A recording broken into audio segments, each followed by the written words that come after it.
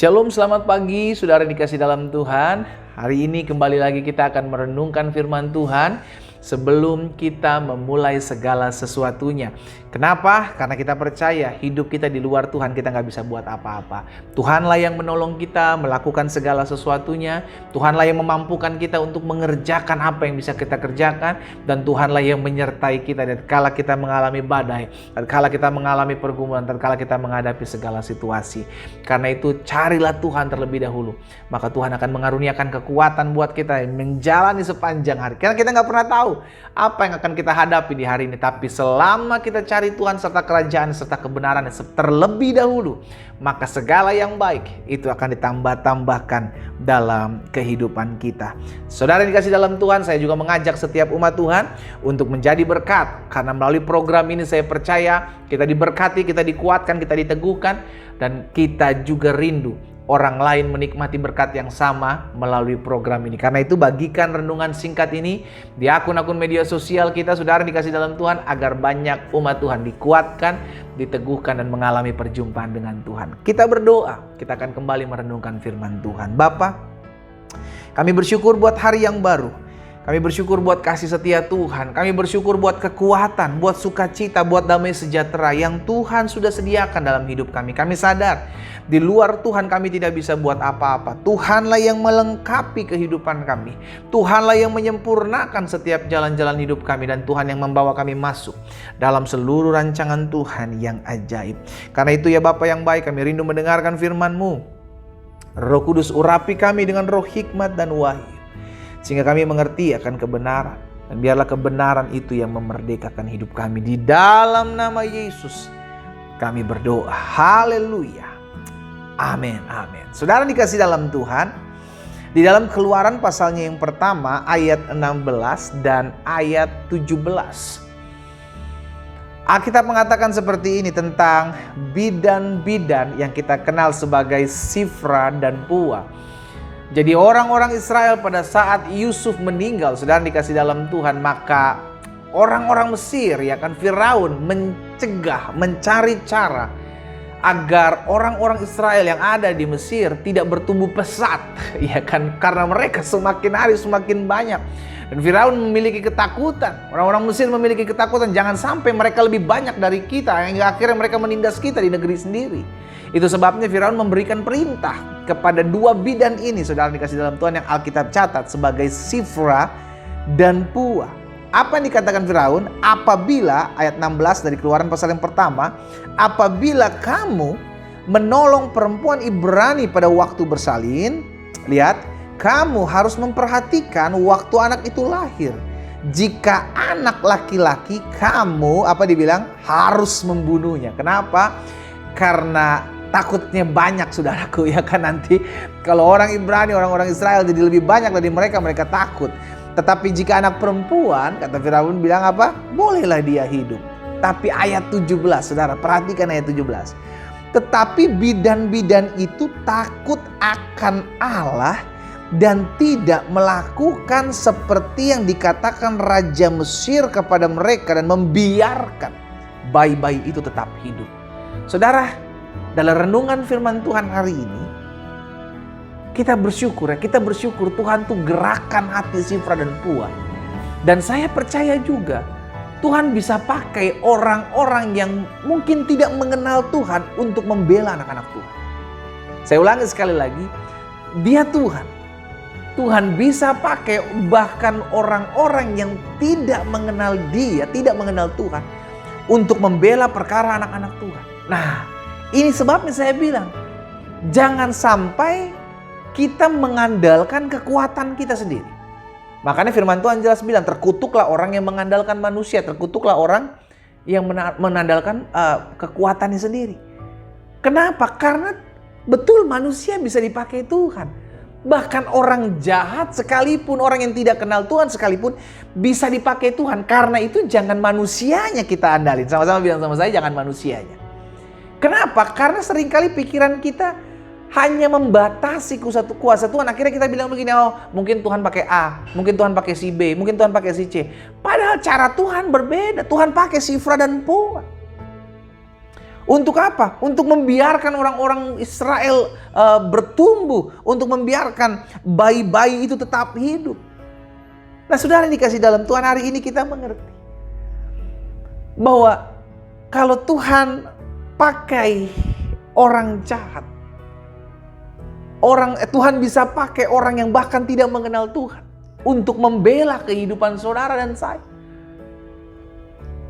Untuk membawa setiap kita masuk dalam rancangan Tuhan yang ajaib. Jadi jangan pernah membatasi kuasa Tuhan. Itu yang pertama. Tuhan bisa pakai orang yang tidak mengenal Tuhan untuk membela perkara-perkara anak Tuhan. Dan yang kedua dari firman Tuhan ini kita belajar apa? Keputusan untuk berbuat baik itu ada di saudara dan saya. Sifra dan Pua diberikan mandat oleh Raja Mesir untuk membunuh bayi laki-laki yang lahir, mereka sebagai bidan. Tapi mereka tidak melakukan, saudara dikasih dalam Tuhan. Mereka tidak melakukan apa yang diperintahkan. Jadi keputusan itu ada di kita. Kalau kita mau melakukan perintah Tuhan atau kita mau melakukan apa yang bukan berasal daripada Tuhan, itu ada di kita. Keputusan itu ada di kita. Sekalipun firman Tuhan udah bilang mengampunilah musuhmu, sekalipun firman Tuhan bilang kasihilah orang yang jahat kepadamu, tapi kalau memang kita kepala batu, kita susah diatur, kita tegar tengkuk, dan kita nggak mau mengampuni, itu bisa terjadi loh saudara. Padahal kita kalau ibadah, kita kalau menyembah Tuhan, wah kalah malaikat di sorga. Sampai nangis-nangis kita, sampai memuji-muji Tuhan. Wah sampai air mata keluar semua. Tapi kalau udah membenci sesama, kalau udah ngomongin orang, waduh. Saudara dikasih dalam Tuhan, keputusan ada di kita. Kita lah pada akhirnya diberikan keputusan. Saya mesti lakukan apa? Apakah saya yang melakukan hal-hal yang bertujuan untuk memuliakan nama Tuhan? Atau saya melakukan hal-hal yang membuat nama Tuhan dipermalukan? Itu ada keputusan di kita. Karena itu kita belajar dari Sifra dan Pua. Sifra dan Pua hidup melakukan apa yang Tuhan mau. Karena itu yang saya bilang, hati manusia itu Tuhan bisa atur. Karena itu jangan pernah andalin manusianya, tapi andalin Tuhan. Tuhan nanti yang menggerakkan hati manusia. Bahkan orang-orang jahat bisa dipakai untuk membela perkara-perkara Tuhan.